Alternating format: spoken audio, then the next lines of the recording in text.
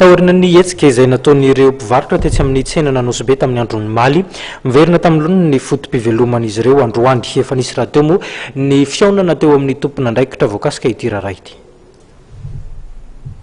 Niverina amin'ilony ny toetra rainy amin'ny tsena Nanosy-be. Niverina nisokatra ireo mpivarotra ary mizotra toy ny andavanandro ny fiainana eny amin'ity tsena izay misy ireo mpamongady ity.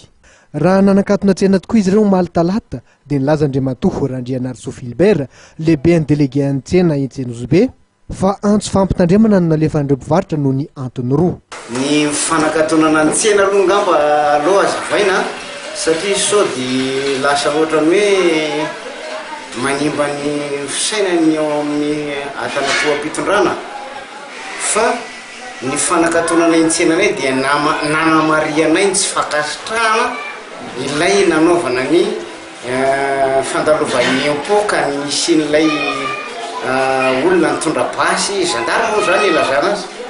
Izay ngamba ny tena hoe tsy fakasitrahana voalohany indrindra fa ny tsy fakasitrahana faharoa kosa dia hoe nahoana no hoforsena na hoe isao io volanao matinao io.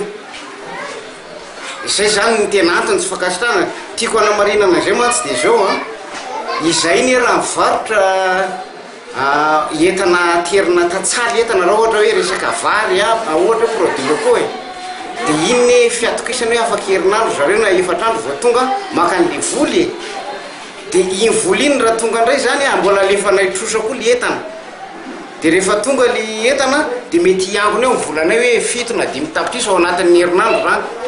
Dia izay tsy akasitrahanay satria tsy voazavanay aminareo le hoe déclaration fa ny déclaration ngamba raha ny tena marina dia le vola maty tokony ray andro. Izay ny tena fahalalàn'le vahoaka azy ary fahalalàna azy mihitsy rehefa mandoa entrany amin'ny contribution izay. Nisy ny fivoriana izay niarahan'ireo délégué mpivarotra manerana ny tsena eto Antananarivo omaly ka nahafahana nilaza ny etaetapon'izy ireo mikasika ny fanatsarana ny tsena ho hatrany ity lehibe ny délégué mpivarotra etsy Nanosy-be ity. Isan'ny zosikevitra narosina nandritra ny fotoana ihany koa ny hametrahany isa-tsokajina ny vola tokony aloha amin'ny fitondram-panjakana.